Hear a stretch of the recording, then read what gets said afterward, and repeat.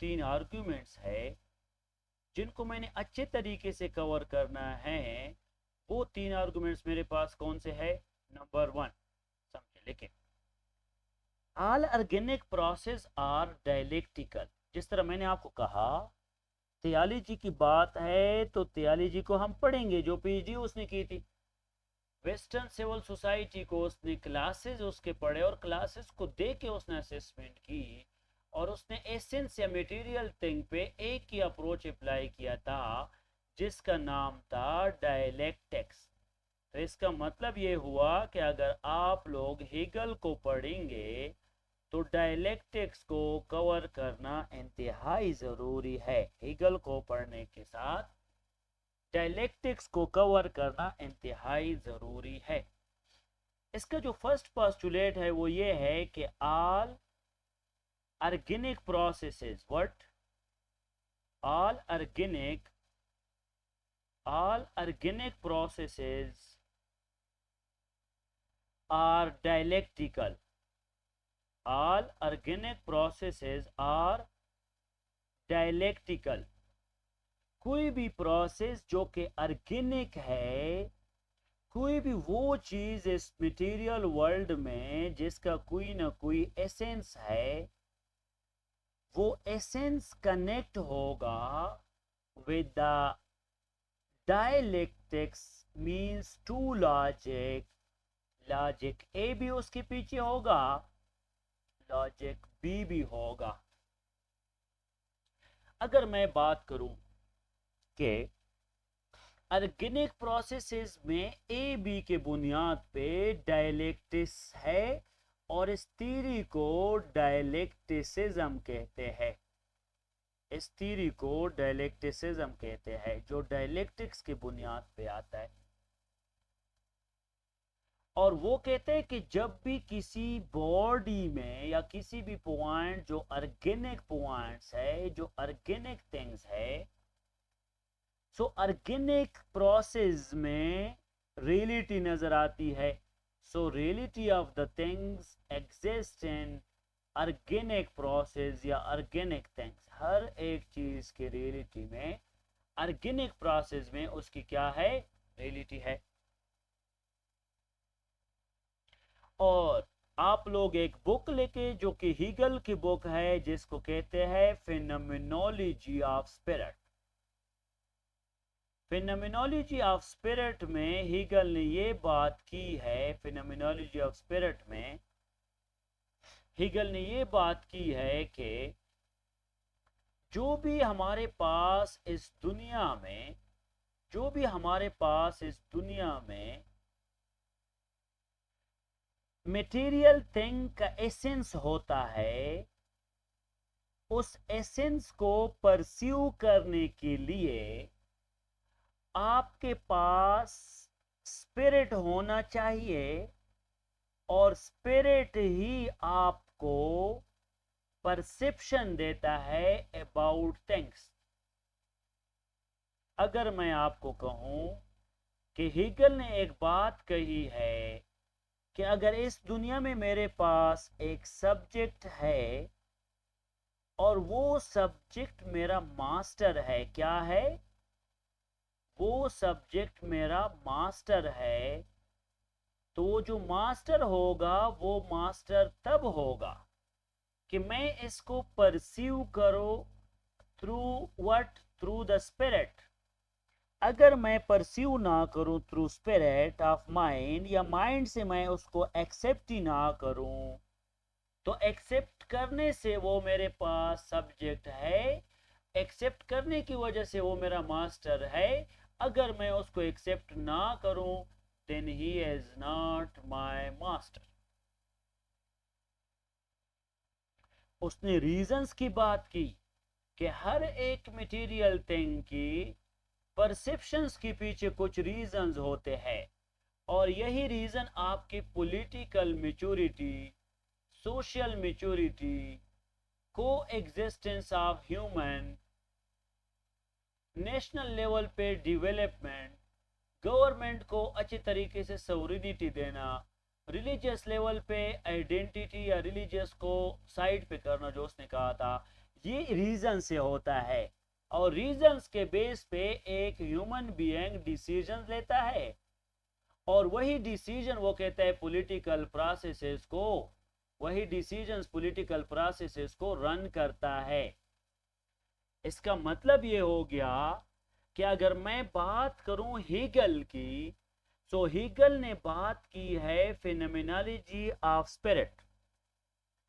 जो हीगल की बुक है फिनोमिनोलॉजी ऑफ स्पिरिट की बुक, ये जो फिनोमिनोलॉजी ऑफ स्पिरिट है, इस बुक में उसने ये बात की है कि एसेंस, जो इस चीज का भी एसेंस है, वो स्पिरिट की वजह से होता है, और स्पिरिट ही आपको परसेप्शन देता है। सो मास्टर या subject in this global world is a subject, अगर आप उसको अपने माइंड से एक्सेप्ट करते हैं। if you are not perceiving, if you are not accepting, तो आपके लिए सब्जेक्ट नहीं है। मास्टर तब आपके लिए मास्टर है जब आप इसको एक्सेप्ट करते हैं, और वही एक्सेप्टेंस बिकॉज ऑफ रीजंस आता है, और यही रीजंस आपको political maturity, government, national level decision making, political level, political base पे एक अच्छी तरह से मैच्योरिटी देता है, जो कि एक हेगल का सवाल भी था, पॉलिटिकल मैच्योरिटी ऑफ हेगल। समझे बात को? अगर मैं बात करूं, आगे जाते हैं, अगर मैं बात करूं किस चीज का, पॉलिटिकल मैच्योरिटी के बाद अगर मैं बात करूं, वो मेरे पास ये है कि आपके पास हेगल की डायलेक्टिक्स क्या है, व्हाट इज डायलेक्टिक्स। अगर मैं कहूं कि ए है, तो ए की नेगेशन मौजूद है बी। अगर मैं आपको कहूं कि डे है, तो डे की नेगेशन मौजूद है नाइट। अगर मैं आपको कहूं कि मेन है, तो मेन की नेगेशन मौजूद है वेमेन। अगर मैं आपको कहूं कि लाइफ है, तो लाइफ के निगेशन मौजूद है जिसका नाम है डेथ।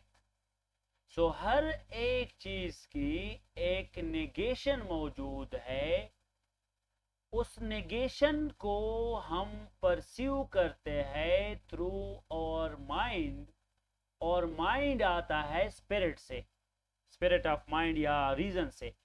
अगर मैं आपको कहूं कि यहाँ पे बाहर रेन है, तो आप कहो नहीं रेन नहीं भी है, तो इसका मतलब ये हो गया कि यहाँ पे बाहर रेन या स्नो नहीं है।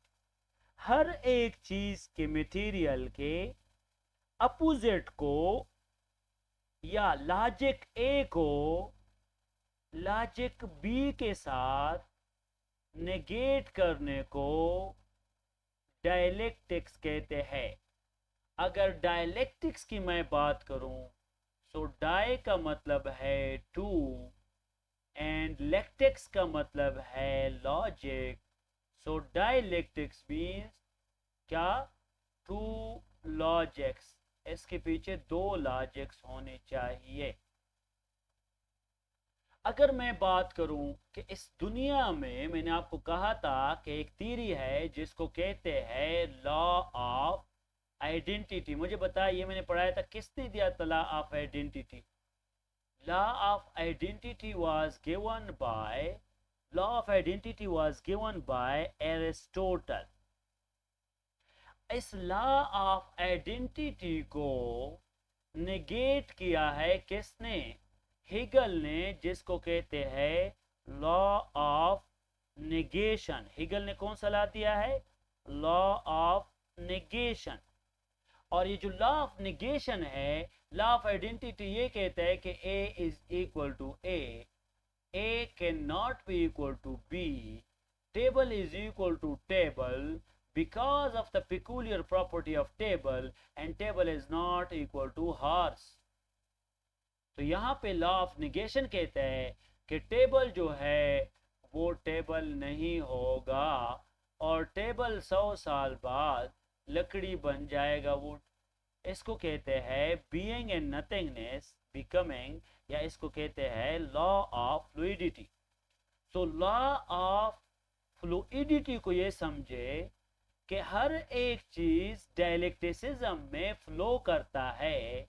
अगर मैं आपको कहूं कि मेरे पास कोई भी एक ह्यूमन बीइंग है, कोई भी मेरे पास एक ह्यूमन बीइंग अगर आया है, वही ह्यूमन बीइंग, समझे बात को, मेरे पास कोई भी ह्यूमन बीइंग है, उस ह्यूमन बीइंग की जो एग्जिस्टेंस है वो कोई बॉडी ए है, एक इंसान बॉडी ए है, ये तो अभी एग्जिस्ट कर रहा है। फॉर एग्जांपल मैं कहता हूँ यमीन है, या मैं आपको कहता हूँ सना है, या मैं कहता हूँ बाज मोहम्मद है। तो आप बाज मोहम्मद जो था वो 1891 में नथिंग था, एंड बाज मोहम्मद 1995 में या 8 में बीइंग हो गया, पैदा हुआ। एंड बाज मोहम्मद अभी कौन से फेज में है? अभी 2025 में वो क्या है? बिकमिंग है। एंड अगेन वो 21 to 5 में क्या बनेगा? नथिंग। सो इसको लॉ ऑफ फ्लूइडिटी कहते हैं कि nothing into being and being into becoming and becoming into nothing, again उसको लॉ ऑफ फ्लूइडिटी कहते हैं। और हीगल कहता है कि all organic processes are dialectical and reality in organic processes is because of the spirit, और spirit is because of the reasons, and reasons के base पे आपको बहुत सारी अच्छी चीजें मिलती है किसी भी सोसाइटी में। समझे बात को? आई रिपीट, हिस्टोरिकल डायलेक्टिसिज्म क्या होता है? अगर मैं बात करूं हिस्ट्री की, सो हिस्ट्री में हमारे पास जो लॉजिक्स है, वो लॉजिक हमारे पास बेसिकली हिस्ट्री ही हमारे पास डायलेक्टिक्स से भरी पड़ी है। क्या मतलब है? आपकी जो हिस्ट्री है, इस हिस्ट्री में हमारे पास डायलेक्टिसिज्म है। मेरे कहने का मतलब है कि हिस्ट्री में ह्यूमन बीइंग या मैन ने स्पिरिट के पीछे बहुत ज्यादा कोशिश की है, हर एक चीज के पीछे वो रीजंस की तरफ जाता था। आप सोक्रेटिस की और सोक्रेटिस के साथ ग्रीक्स एरा में आप रीजंस को देख सकते हैं, हर एक चीज के पीछे कोई ना कोई रीजन जरूर होता है। एंड अगर मैं बात करूं कि दुनिया की जो एग्जिस्टेंस है वो भी ऑर्गेनिक है, और उसी ऑर्गेनिक चीज को मुझे डायलेक्टिक्स के बेस पे उसको असेस करना चाहिए, और वही डायलेक्टिक्स रीजन से आएंगे, और वही रीजन स्पिरिट से आएगा, और वही स्पिरिट आपको परसेप्शन देता है। हीगल की फिलॉसफी को समझो। स्पिरिट ऑफ माइंड की बात मैं करूं, मैं डायरेक्ट वो सवाल करूं जो 23 में आया था, 2 दफा ये सवाल रिपीट हुआ था। Hegel consciousness and political maturity, जो स्टूडेंट 2 साल बाद भी नहीं कर सकती सीएसएस की जर्नी में। अगर मैं बात करूं कि स्टेट की, या स्टेट के साथ साथ मैं बात करूं सोसाइटी की, सोसाइटी के साथ साथ अगर मैं बात करूं गवर्नमेंट की, और गवर्नमेंट की बात के साथ साथ मैं बात करूं कॉन्स्टिट्यूशंस की, तो ये सारी चीजें रीजंस के बेस पे आती है, और वो रीजंस आपको लॉजिक्स देते हैं, और वो लॉजिक प्लस माइनस में होता है, जिसको डायलेक्टिक्स कहते हैं। 2 चीजों को कनेक्ट कर रहा हूं मैं। अगर मैं बात करूं, हीगल कहते हैं कि हिस्ट्री में हमारे पास बहुत सारे इवेंट्स होते हैं। अगर हिस्ट्री में मेरे पास बहुत सारे इवेंट्स है, तो उन सारे इवेंट्स का कोई भी क्या होगा? हिस्ट्री होगी। उस हिस्ट्री में वो इवेंट्स इवॉल्व होंगे, और उन इवेंट्स के इवोल्यूशंस रीजंस के बेस पे है, और वही रीजंस आपको डायलेक्टिक्स के बेस पे हिस्टोरिकल डायलेक्टिसिज्म देता है। अगर आपने किसी चीज की रियलिटी की तरफ जाना होगा, तो हीगल कहते हैं कि किसी चीज की रियलिटी की तरफ जाने से पहले आप उस चीज का एसेंस देखो, और एसेंस को देखने के साथ साथ आप उसके पीछे रीजंस देखो, और रीजंस आपको स्पिरिट के बेस पे आता है, और वही स्पिरिट आपकी क्या है, फिनोमिनोलॉजी ऑफ स्पिरिट में वही स्पिरिट आपका क्या है, वो स्पिरिट आपकी परसेप्शन है अबाउट द नेचर। तो नेचर को परस्यू करने के लिए हमें रीजंस की जरूरत है। अगर हम उन सारे रीजंस को अप्लाई करें हमें रियलिटी नजर आती है। एंड अगेन अगर मैं बात करूं कि हीगल की लॉ ऑफ फ्लूइडिटी की, तो हीगल अपने माइंडसेट के मुताबिक ही इज राइट। वो क्यों राइट है कि हीगल कहते हैं कि all the things are not static, all the things are not static. All the things are not static because of the reasons. And again, it is dynamism, या we can say the dynamic nature of material things, और dynamic nature of material thing के base पे दो किस्म के logic आ जाते हैं जो कि डायलेक्टिक्स को जन्म देता है, और इस फिनोमेना को डायलेक्टिकल है हिस्टोरिकल डायलेक्टिसिज्म कहते हैं। हिस्टोरिकल डायलेक्टिसिज्म कहते हैं। डायलेक्टिक्स आता कहां से है ये आप लोगों ने अभी थोड़ा समझना है। थोड़ी बहुत इसकी इवोल्यूशन पे मैंने बात की, लेकिन अभी आप लोग हिस्ट्री के साथ अभी डायलेक्टिक्स पे आ जाए और ये समझे कि what is mean bye dialectics. Dialectics के अलावा तो आप लोग कार्ल मार्क्स को पढ़ नहीं सकते। Dialectics is the evolution of reasons. Dialectics is the evolution of reasons. Dialectics explains human mind. Dialectics explains human minds. And dialectics is the mechanism by which idea itself evolves. And dialectics is the self realization, ये बहुत important point है, ego के साथ connect होगा। Self realisation of itself and self realization of opposite on opposite। Self realisation of itself क्या होता है, ये बहुत इंपॉर्टेंट पॉइंट है कि अगर ये मेरे पास ये एक ह्यूमन बीइंग है,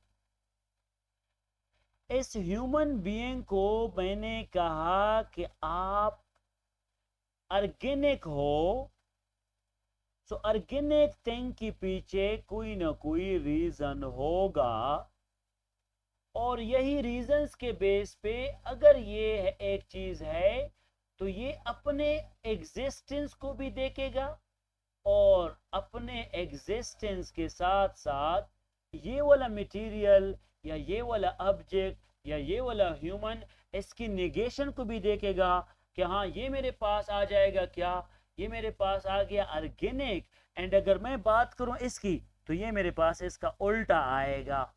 क्या आएगा? उल्टा आएगा। समझ आ गई? तो इसका मतलब है कि self realisation of itself and self realisation of its own opposites को डायलेक्टिक कहते हैं। So di means two and lectics means logics. शाबाश, डायलेक्टिक्स। Dialectics means logic. शाबाश, समझ आ गई डायलेक्टिक्स की। अभी अगर मैं बात करूं वर्ल्ड स्पिरिट की, तो आप लोगों को मैं एक ही कंसेप्ट समझाना चाहता हूं जिसका नाम है वर्ल्ड स्पिरिट। क्या? World spirit. What is mean by the world spirit? अगर हमारे पास गॉड है तो according to Hegel God is nothing, God is the amalgamation of reasons. God is the amalgamation of reasons. And again, God जो है वो आया है किस चीज से? वर्ल्ड स्पिरिट से। किस चीज से? वर्ल्ड स्पिरिट से। अगर मैं बात करूं कि रीजंस आते कहां से है, तो रीजंस को फ्रेम कौन करता है? गॉड। ये जितने भी रीजंस आते हैं ये गॉड की वजह से आते हैं। Hegel says that the operation of dialectics in the history is the unfolding of the reasons and ideas, और यही से तो हिस्ट्री बनती है और यही से गॉड की एग्जिस्टेंस आती है। बिकॉज अगर इस दुनिया में रीजंस है तो वो सारी रीजंस किसने बनाए होंगे? गॉड ने बनाए होंगे। और वो ये कहता है कि अगर गॉड ने किसी भी इंसान को फ्रीडम दिया है, समझो, या किसी भी ह्यूमन बीइंग को राइट्स दिए हैं, तो वो फ्रीडम एंड राइट्स भी उसने रीजंस के बुनियाद पे दिए हैं। किस चीज पे? रीजंस के बुनियाद पे दिए हैं। शाबाश। इसके बाद मैं अगर बात करूं कि एक स्टेट पे मैं डायलेक्टिक्स कैसे अप्लाई करूं, या Hegel's views about dialectics of state, या स्टेट डायलेक्टिक्स की बात करूं, सो डायलेक्टिकल स्टेट क्या होगा? हीगल का डायलेक्टिकल स्टेट क्या होगा? हीगल का डायलेक्टिकल स्टेट क्या होगा, ये आपने समझना है। देखो, अगर मैं बात करूं डायलेक्टिकल स्टेट्स की, हीगल कहते हैं कि जब भी स्टेट इवॉल्व होता है वो लोअर क्लास से लेकर हायर लेवल तक इवॉल्व होता है। जब भी स्टेट की इवोल्यूशन होती है वो lower to high level evolution होती है। किस तरह? सबसे पहले इंडिविजुअल होता है, इंडिविजुअल के बाद फैमिली आ जाती है, फैमिली के बाद सिविल सोसाइटी आ जाता है, और सिविल सोसाइटी के बाद स्टेट आ जाता है, और फिर स्टेट में गवर्नमेंट, रिलीजन, ये सारी चीजें होती है। समझे बात को? आगे मैं समझा दूं।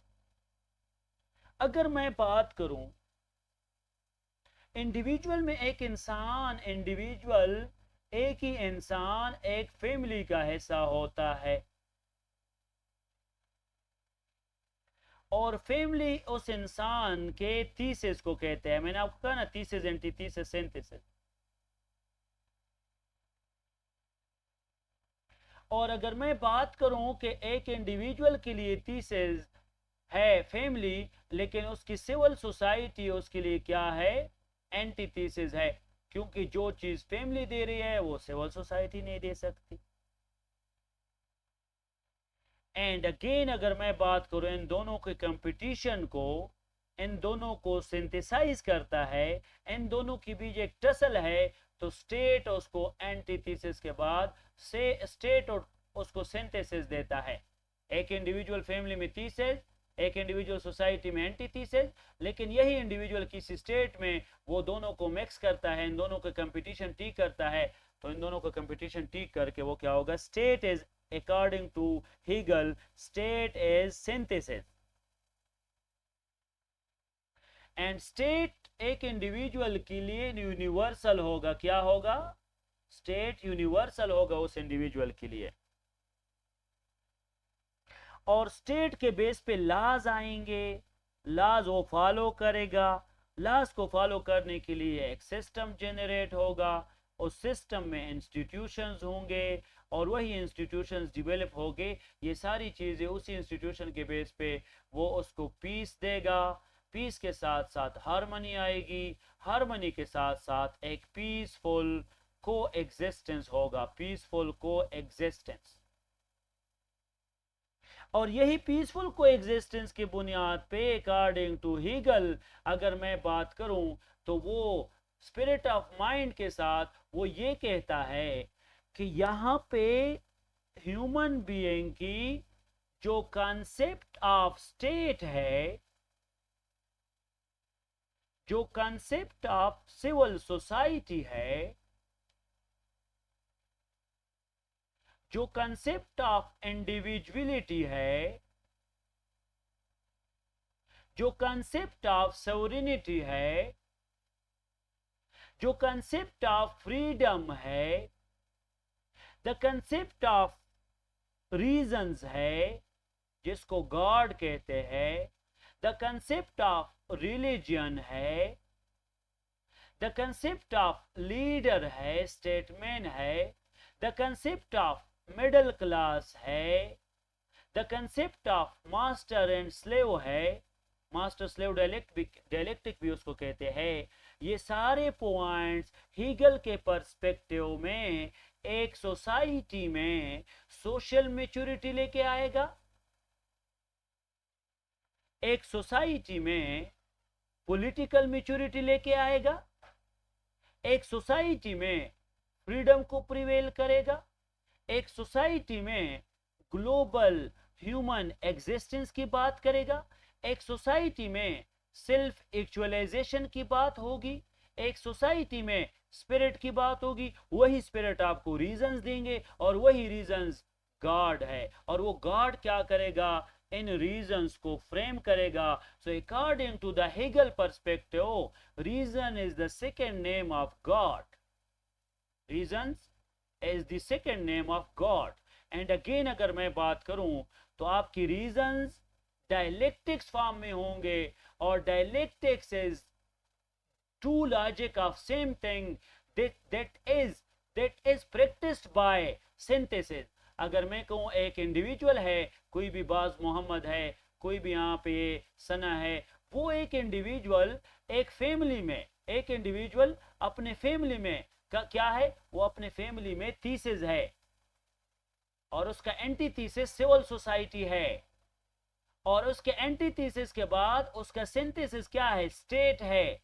तो किसी भी इंडिविजुअल की थीसिस, एंटीथीसिस एंड सिंथेसिस के बेस पे सारी चीजें इमर्ज होती है। मैं हेगल के डायलेक्टिक्स समझाना चाहता हूं अच्छे तरीके से, और हेगल के डायलेक्टिक्स में अगर मैं आपको समझाऊं कि विदाउट डायलेक्टिक्स ऑफ हेगल आप डायलेक्टिकल मटेरियलिज्म को नहीं कवर कर सकते, तो इन दोनों के साथ लिंक्ड है। तो हेगल कहते हैं कि इस दुनिया में पहले सारे सब्जेक्ट्स थे, सारे subject, subject A, subject B, subject C, subject D and subject E. इन सारे सब्जेक्ट में एक कन्फ्लिक्ट पैदा हुई जिसको सब्जेक्ट सब्जेक्ट कन्फ्लिक्ट कहते हैं, बिकॉज ए जो है वो सब्जेक्ट बी के लिए तब होगा जब बी ए को एक्सेप्ट करे, और जो बी है वो सी के लिए सब्जेक्ट तब होगा जब सी उसको एक्सेप्ट करे। चूंकि सब्जेक्ट सब्जेक्ट में एक्सेप्टेंस का इशू होता है, so according to that subject आपस में एक दूसरे को एक्सेप्ट नहीं करते, तो इसलिए एक कन्फ्लिक्ट पैदा हो जाता है जिसका नाम है सब्जेक्ट सब्जेक्ट कन्फ्लिक्ट।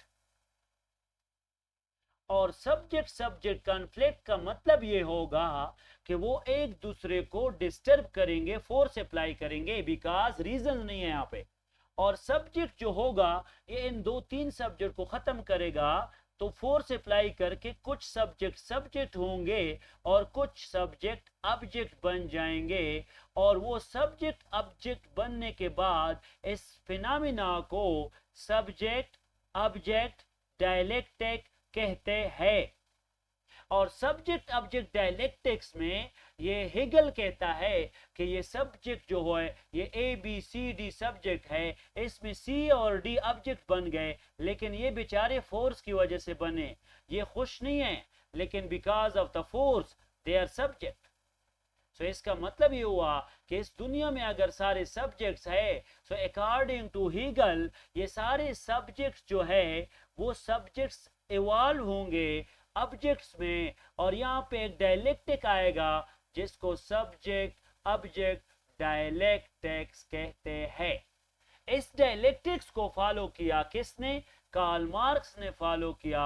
और कार्ल मार्क्स कहते हैं कि एक सोसाइटी में सारे लोग पहले रिच थे और रिच लोग दूसरे भी रिच थे, लेकिन ये एक क्लासलेस सोसाइटी थी। फिर ये रिच और रिच आपस में एक्सप्लॉयटेशन करते हैं, तो कुछ लोग पुअर बन जाएंगे, कुछ रिच बन जाएंगे, तो मास्टर स्लेव डायलेक्टिक्स इसको कहते हैं कि पहले सारे लोग मास्टर थे, फिर ये स्लेव बन जाएंगे, इसको मास्टर स्लेव डायलेक्टिक कहते हैं। और इसको haves and haves not concept भी कहते हैं। और haves and haves not concept for the first time यहाँ पे कार्ल मार्क्स ने हीगल के डायलेक्टिक से कॉपी किया और इसको डायलेक्टिकल मटेरियलिज्म कहते हैं। व्हाट?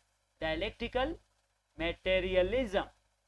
तो यहाँ पे ये वो वाले पॉइंट्स है जहां पे कार्ल मार्क्स ने हीगल के थ्योरी को परस्यू किया और हीगल के थ्योरी को फॉलो किया।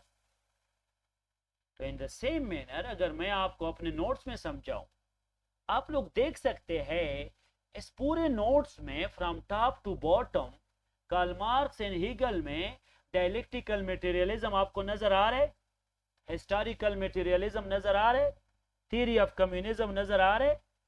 अगर मैं डायलेक्टिकल मटेरियलिज्म को पढ़ना चाहूं, मैं अपने kinetic and non kinetic logic को पढ़ना चाहूं, तो क्या मेरे पास डायलेक्टिक्स की जरूरत नहीं है? क्या theory of state, society and religion के बारे में कार्ल मार्क्स ने बात नहीं की? क्या कार्ल मार्क्स ने थीसिस एंटीथीसिस में या सिंथेसिस में इंडिविजुअल, फैमिली, सोसाइटी या स्टेट की बात नहीं की? क्या स्टेट डायलेक्टिसिज्म उसने नहीं दिया? क्या हिस्टोरिकल डायलेक्टिसिज्म उसने नहीं दिया? और ये हिस्टोरिकल डायलेक्टिसिज्म डायलेक्टिकल मटेरियलिज्म में चेंज हो जाता है। और आप लोग इसमें देख भी सकते हैं कि द रेशनल लॉजिक, वो freedom, theory of state, Hegel, international relation या एस्टिमेट ऑफ हीगल में आप लोग इसके मेन हेडिंग देके phenomenal system, phenomenology of mind, science of logic, encyclopedia of philosophical science, dialectics, being and nothingness, consciousness, dialectical materialism, law of fluidity, law of identity, law of negation। उसके बाद अगर आ जाता है तो डायलेक्टिक्स में knowledge is motion, dynamism, dynamics, dialectic in itself, dialectic out in itself, out of itself, फिर dialectic for itself, thesis, antithesis, synthesis, logic, Plato, Aristotle, Socrates ने thesis दिया, एंटीथीसिस प्लेटो ने दिया, सिंथेसिस एरिस्टोटल ने दिया। In the same manner अगर मैं बात करूं, इमाम गजाली ने थीसिस दिया, अल-फराबी ने एंटीथीसिस दिया और इब्न रुश्द ने सिंथेसिस दिया। So logic in the opinion of Plato थोड़ा समझाना है, फिर logic in the opinion of dialectics Aristotle का, फिर एरिस्टोटल के बाद मैंने हीगल को law of identity, non contradiction, excluded middle, dichotomy, फिर logic in the opinion of Hegel, logic being and nothingness, law of fluidity, Hegel argued that, ये सारी चीजें मैंने डिटेल में अपने नोट्स में लिखे, लेकिन आप लोगों को मैंने वाइट बोर्ड पे consciousness, spirit of mind, phenomenology of spirit, Parmenides philosophy, fluidity में किस तरह चीजें चेंज हो जाती है। फिर यहाँ पे आपने कहा refuler did not exist before 1993 and refuler will not exist after certain point of time and 2093 maybe, so does refuel exist? So being nothingness, law of fluidity के वो nothing था, फिर being आ गया, फिर अभी becoming है, फिर 100 साल 120 साल बाद फिर से nothing होगा। so ये एक लॉजिक है जिसको डायलेक्टिक्स कहते हैं, phenomenology of mind, ये इसकी समरी है। और फिर उसके बाद essence, objective logic, subjective logic, subject object dialectic मैंने थोड़ा समझाया।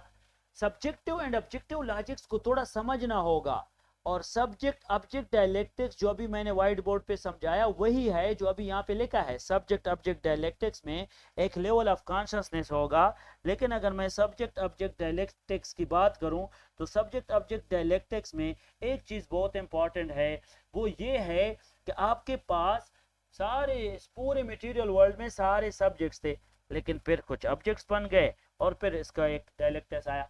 So nature antithesis, example water cycle की बात है वो, फिर हीगल की थीसिस एंटीथीसिस में मास्टर स्लेव डायलेक्टिक्स, फिर हिस्ट्री की बात थोड़ी है, और यहाँ पे हमारे पास फ्री विल की बात है, रीजंस, गॉड की बात है, गॉड मैंने आपको कहा था, इमैनुअल कैंट को यहाँ पे मैंने कनेक्ट किया विद हीगल।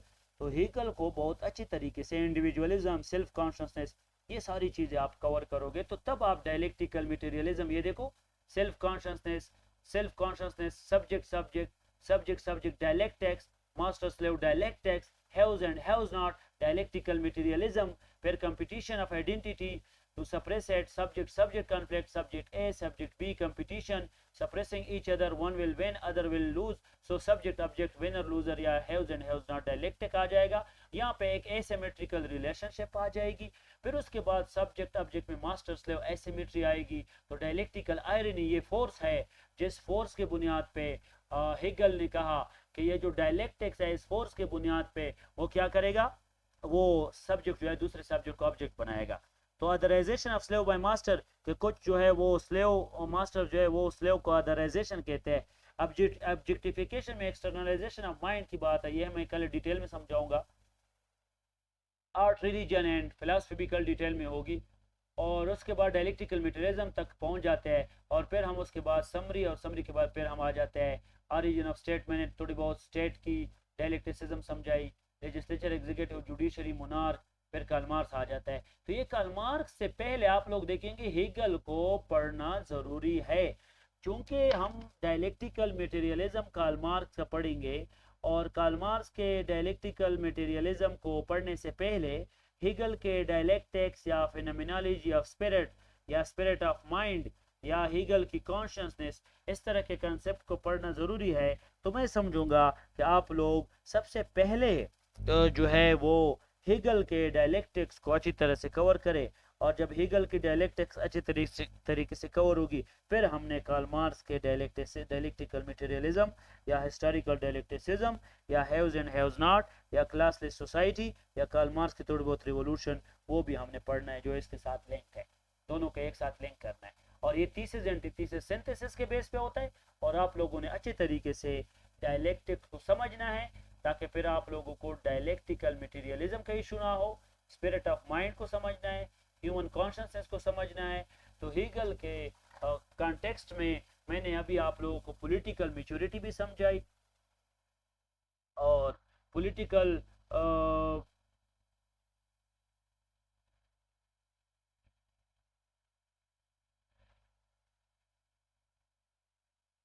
पॉलिटिकल मैच्योरिटी समझाई, ह्यूमन कॉन्शियसनेस समझाई. तो ये चीज़ जो है ये बहुत इम्पॉर्टेंट है और मैं आपको असाइनमेंट भी दूंगा वो मैं पास पेपर में से देख के दूंगा ताकि वो कॉन्शियसनेस वाला क्वेश्चन हो जाए, ह्यूमन कॉन्शियसनेस वाला. ठीक है,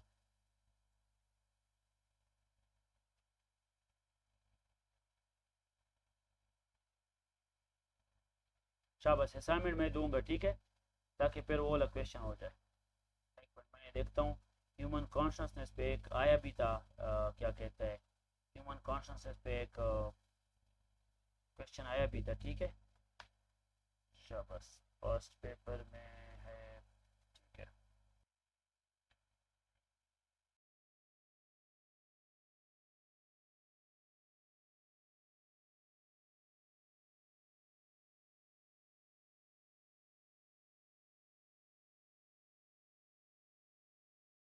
आप लोग लेके examine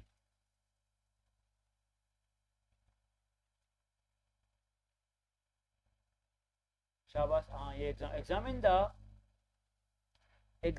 the view, examine the view,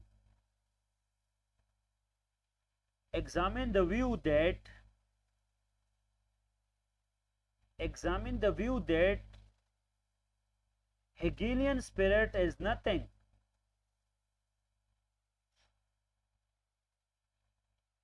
Examine the view that Hegelian spirit is nothing.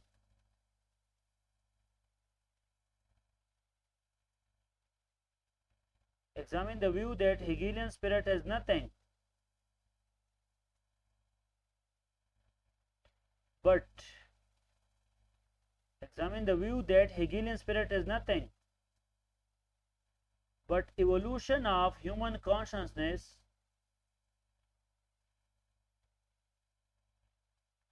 but evolution of human consciousness Shabbos, Hegelian spirit is nothing but evolution of human consciousness to the realization of political maturity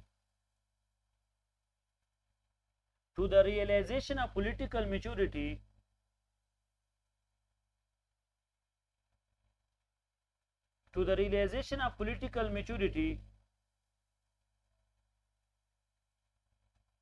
to the realization of political maturity for global, Shabas, to the realization of political maturity for global human coexistence, for global human coexistence, for global human coexistence। मैंने group में भी share किया, कल तक ये कर ले तो कल हम कार्ल मार्क्स और हेगल को पढ़ेंगे ताकि ये इंपॉर्टेंट टॉपिक्स हो। यहाँ तक किसी का कोई क्वेश्चन हो, सवाल लिख लिया। I repeat, Hegel examined the